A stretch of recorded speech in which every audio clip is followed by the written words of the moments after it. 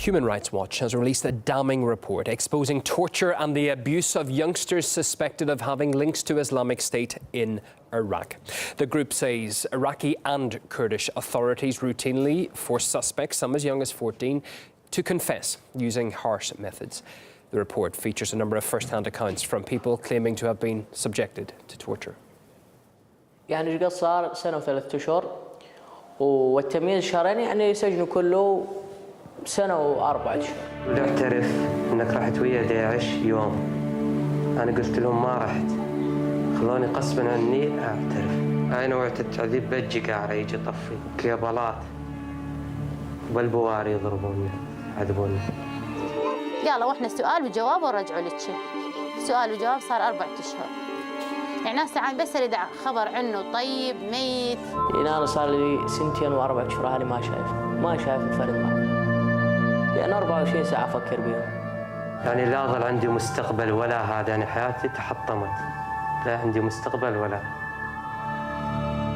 Well, the report describes the kind of torture the detainees are allegedly subjected to. Among the methods said to be used by Kurdistan regional authorities are beatings with plastic pipes and electric cables, as well as the use of electric shocks and stress positions. Well, according to Human Rights Watch, at the end of last year, Iraqi and Kurdish authorities were holding some 1,500 children over their alleged affiliation to ISIL. At least 185 foreign children have been convicted on terrorism charges and sentenced to prison terms. We heard from one of the people behind this report.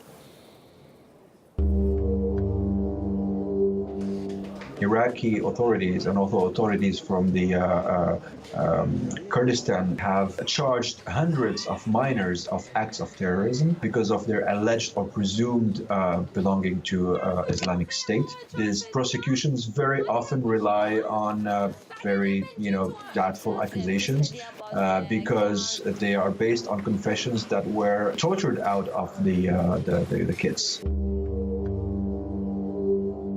Those children are, number one, considered as combatants who are tried just as adult combatants, and that is not fair. That shouldn't be. The international law is very clear. It considers that children who are recruited by armed groups should be considered first and foremost as victims who need rehabilitation and reintegration into society rather than imprisonment and torture.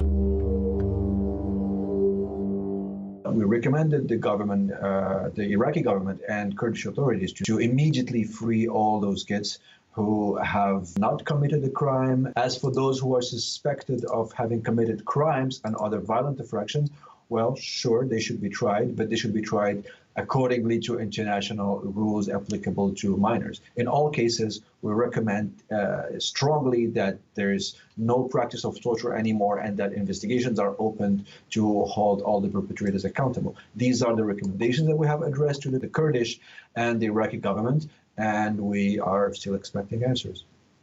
Right, so obviously a lot of questions raised there. We are waiting for comments on the allegations from the Iraqi government. We do know, it needs to be stressed, that the country's counter-terrorism laws provide for the detention and trial of anyone involved with ISIL. That applies even if they have not committed violent crimes and only played support roles, for example, working as cooks or in hospitals.